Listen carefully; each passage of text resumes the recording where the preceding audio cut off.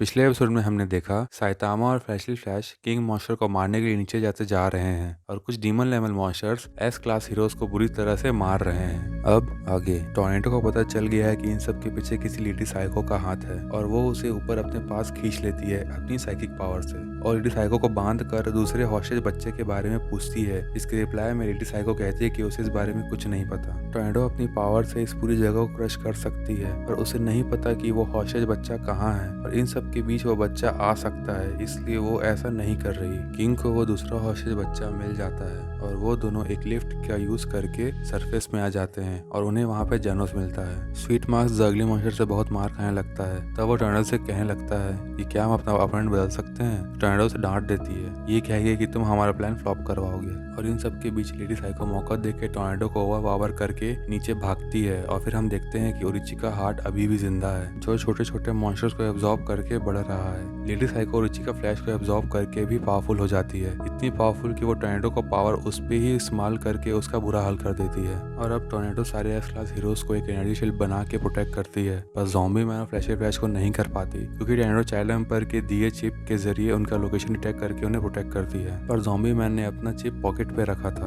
और homeless empire से fight करने के दौरान वो चिप जल चुका था और टोर्नेडो ने एक कपड़े को प्रोटेक्ट कर रही थी। फ्लैशी फ्लैश का चिप हेल फायर और गेल विंड से फाइट करने के दौरान कहीं पानी में गिर गया था और अब टोर्नेडो सबको प्रोटेक्ट करने के बाद बिल्कुल भी होल्ड बैक नहीं करती और पूरी ताकत का यूज करके पूरे अंडरग्राउंड मॉन्स्टर सिटी को सिटी जेड के ऊपर ले आती है। और टोर्नेडो को ऐसे करते ही फ्लैशी फ्लैश और साइतामा नीचे फंस जाते हैं और अब लेडी साइको और टोर्नेडो के बीच में डिजास्टर लेवल की फाइटिंग होती है। Lady psycho energy beam tornado पे मारती है जिसका इम्पैक्ट हम चांद पे भी देख सकते हैं। टोर्नेडो फाइट लूज करने लगती है, तभी वहाँ पे जेनोस आके टोर्नेडो की हेल्प करता है। राय नाइट भी आके मदद करता है। हॉस्पिटल में एडमिट हीरोज ये सब न्यूज में देखते हैं और Metal Bat, Tank Top, Mumen Rider, Fubuki group के मेंबर सभी को सिटी जेड में जाने के लिए निकल पड़ते हैं। फुबुकी वहाँ पे मौजूद सारे एस क्लास हीरोज से हेल्प मांगती है अपनी बड़ी बहन टोर्नेडो को बचाने के लिए क्योंकि टोर्नेडो ने इस लेवल की फाइट करते करते अपनी कॉन्शियसनेस खो रही थी और बाकी सारे हीरोज बस खड़े होकर देख सकते थे क्योंकि उसकी मदद कर पाना लगभग इम्पॉसिबल था। हमें टोर्नेडो की बैक स्टोरी बताई जाती है जहाँ पे टोर्नेडो एक लेबोरेटरी में टेस्ट सब्जेक्ट रहती है और वहाँ पे मॉन्स्टर्स हमला कर देते हैं। साइड डॉक्टर उसे ये कह के छोड़ देते हैं कि इसे बचाने का कोई मतलब नहीं है,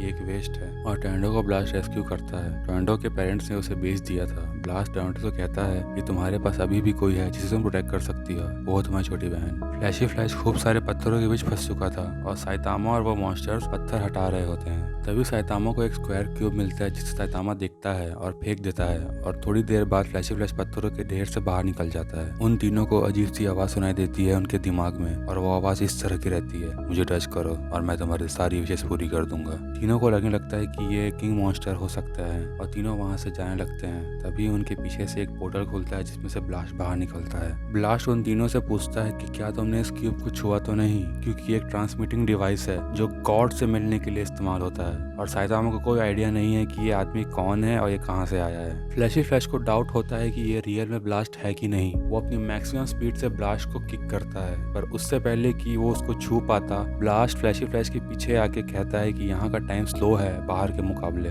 लेडी साइको अपने आप को जेट में कन्वर्ट करके वहाँ से उड़ के भागने लगती है और दूसरी तरफ होमलेस एम्परर, ब्लैक स्पर्म और द अगली आके हीरोज पे हमला कर देते हैं। टोर्नेडो बीच में खड़ी मॉन्स्टर सिटी को उठा के वापस उसी खड्डे में डाल देती है और वो सारे एस क्लास हीरोज को रियलाइज होता है कि फ्लैशी फ्लैश तो यहाँ नहीं है, इसका मतलब कि वो अंदर नीचे ही था। पर टोर्नेडो को अंदाजा होता है कि नीचे एक डायमेंशन पोर्टल खुला था और कुछ लोग उसमें से चले गए थे। क्या वो ब्लास्ट था? टोर्नेडो के अटैक के बाद लेडी साइको हार जाती है। टोर्नेडो और जेनोस मिल के ब्लैक स्पर्म से फाइट करते हैं। द अगली मॉन्स्टर ने स्वीट मास्क को जबरदस्त पंच मार के उसका फेस जमीन में घुसा दिया था। होमलेस एम्परर के अटैक के बाद ज़ॉम्बी मैन का नामो निशान खत्म हो जाता है और गम मॉन्स्टर टैंक टॉम मास्टर के सारे हड्डी तोड़ देता है और हमें ये नहीं पता चलता कि टैंक टॉम जिंदा है कि वो मर गया। और ये सब कम था कि गारो भी एक नए फॉर्म में वहाँ आ जाता है और सिल्वर फैंग से फाइट करने लगता है। गारो सिल्वर फैंग के एक्सप्लोजिव किलिंग टेक्निक यूज करता है जिससे सिल्वर फैंग देख के हैरान हो जाता है। फिर हमें सिल्वर फैंग के बैक स्टोरी दिखाई जाती है जहाँ पे वो एग्जैक्टली गारो जैसा था। कोई भी पावरफुल इंसान उसके सामने आता वो उसे चैलेंज करके हरा के हॉस्पिटल पहुंचा देता और हर फाइट में उसका इंटेंशन अपोनेंट को जान से मारने का ही होता था और उसे लगता था कि पावरफुल और ग्रो होने का यही एक तरीका है। अपने बड़े भाई बॉम्ब से फाइट करने के बाद सिल्वर फैंग को रियलाइज होता है कि ट्रू पावर किसी को मारने में नहीं है। और अब यहाँ पे चैप्टर 150 खत्म होता है।